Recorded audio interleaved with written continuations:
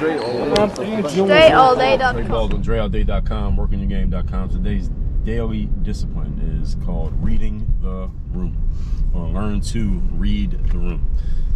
Many of you have probably heard people use this phrase, read the room, but maybe you haven't heard anybody really explain what it means. Now, I will tell you up front that I do have a whole episode on my show, my Work on Your Game Masterclass, where I've explained what reading the room actually means, where I go into more depth than I'm going to go here in this video, but I will help you understand what it means and how you can get better at reading the room. So reading the room is about understanding what's going on in, whether it's a space with, which can include a bunch of people in a community and an environment, or with one individual person. So reading the room could apply to all of these. So reading the room could just be, when you're talking to one person, understand what's being communicated, even if it's not being said to you directly. Reading the room can also mean understand what's going on in the space that you're in and how to kind of temper your communication based on what you are picking up from everybody else who is in that space. That's also part of reading the room. Reading the room is really about your ability to pick up on all the nonverbal communication that's going on around you. And you should understand that communication, for the most part, is nonverbal. All right, most communication is not the words that you say out of your mouth. It's the things that are not being said, or the things that go with what is being said, i.e. Body language, tonality, energy, volume. All of those things play a role in the nonverbal communication. And most communication, folks, is not the actual words that get said. The words that get said do matter, but that's not what most communication is. So a lot of people get so focused on what exact words am I going to say, what's going to be my script, all right, what exactly should I put in this, what exactly should be my script if I'm going to make cold calls, or I'm going to make a sales pitch, or I'm going to make a video. I talk to a lot of people who want to start a podcast, they want to start making videos, whether ads or live stream on social media or something like that, and they're so concerned with the actual words that they're going to say, when that's not really the main thing they should be focused on. It should be focused on is their energy and how they feel about what they're saying, what the energy is behind their communication, because that's the thing that really plays the biggest role. That plays the biggest role in what happened. I'm driving here and there's some dude laying on the ground in the middle of the street as if he, I don't know, did he get hit by a car? Did he fall off? But people just driving around him. So I don't know. I think this dude might be crazy in some way. So this dude is just laying in the middle of the street doing nothing. He didn't get hit. He didn't fall off or nothing. He's just sitting in the middle of the street and people are just driving around him. He about to get arrested in a couple minutes. He's still laying there. Anyway, he need to learn how to read the room.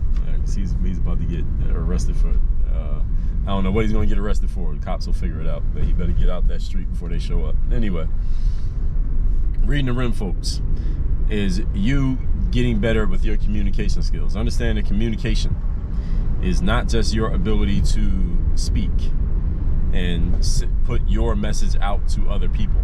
Now, most of the time when people hear the word communication, that's what they're thinking about. How do I get what I think or what I want to say out to the people who I want to hear it? Yes, that is part of communication, but that's only half of communication. The other half of communication is what you are perceiving from others when they are projecting what they want to share with you. And often, and there's a hidden part of communication. I shouldn't even say that's half and half, because there's a whole other element of communication that I didn't mention here that I should mention, because it's a big deal. And the other part of communication, another part, not the other part, but another part of communication is what's being communicated that people aren't even trying to communicate to you. That's a big part of reading the room. What message is somebody putting out there, and they may not even be aware that they're putting a message out there. Have you ever been in a conversation with someone and actually there's a lot of different ways that this can happen. You ever walked into a room and somebody made eye contact with you, or you saw them notice you walk into the room, and for whatever reason your presence in the room made them uncomfortable? Not because they told you they were uncomfortable, not because they got up and left, but because something in their nonverbals, their body language, the look in their eyes, something told you that they were uncomfortable with the fact that you just walked in the room. Has any of you ever had that happen? Of course, all of us have had that happen. Has any of you ever been in a space with somebody, and you ever been in a space when somebody else came into a room and you were uncomfortable, and maybe you probably don't notice whatever subtle clues you may have given away that you were uncomfortable with that person's presence. But I guarantee you there were some subtle clues that you gave away that you were uncomfortable with that person's presence. Now, maybe they or someone else noticed that discomfort, maybe they did not, but you definitely gave something away. And the reason why this is because the easiest part of our bodies to control when it comes to communication, folks, is our mouths, what we say. That's the easiest thing for us to control. Why? Because all the messages that we communicate, all the signals that we give off to the world come from our brains.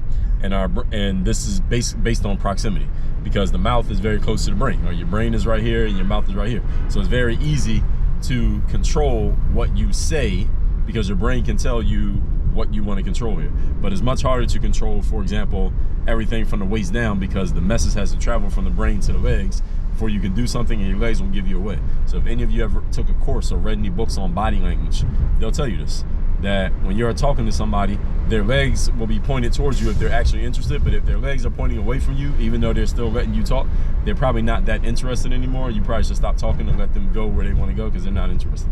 Their body language is telling you that they're not interested.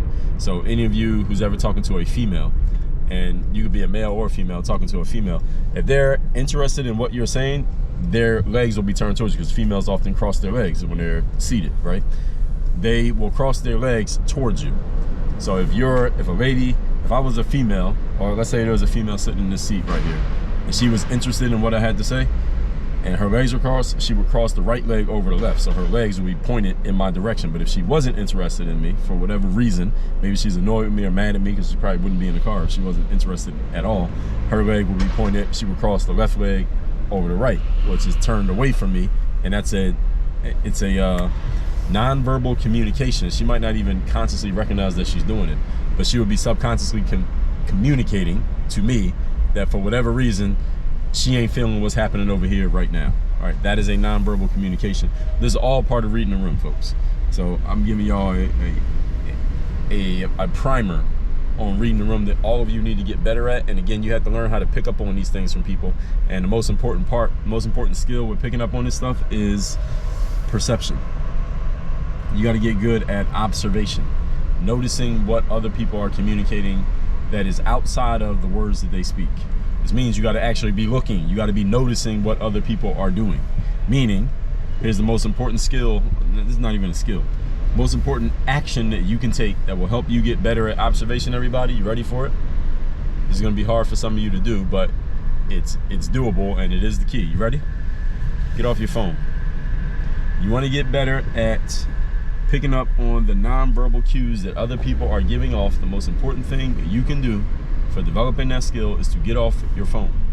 Why? Because when you're in public on your phone, well, what are you doing? You're looking down at the device instead of looking around at the people around you. If you would notice what the people around you, if you notice who they are, where they are, what they're doing, the looks in their eyes, because understand that when somebody's uncomfortable with you, for example, the look in their eyes flashes across their face very quickly, and then it goes away. They call it a micro expression. So you know, you hear people talk about microaggression. It's a micro expression. There are all kinds of micro expressions. There are micro expressions for positive stuff as well as negative and neutral and all in between. But you can't notice a micro expression in another person if you're not looking. Or if you're looking at your phone, you'll miss the micro expression. You will completely miss it. But you got to be looking. But if you are looking at people, you will notice the micro expressions that go across their faces, because it flashes very quickly. I just told you, proximity matters. You can control your mouth very well. People can tell you what they want you to hear because their mouths are very close to each other. Well, guess what? The eyes are just as close as the brain is. I mean, the eyes are just as close as the mouth, rather. It's actually closer. So a look that goes across a person's face, whatever they're feeling, because their face will say it, but it says it so quickly and it goes away so quick that if you're not looking, you won't notice it. You'll completely miss it, even though it was there. You just missed it because you weren't looking, because you were looking at your damn phone, and you missed it completely because you're trying to see who liked your picture on Instagram. And you probably get a lot more information if you were noticing the people around you rather than looking at your notifications. So what With all that said, I don't want to go too deep on this. I just want to give y'all enough to kind of get started with this concept of reading the room.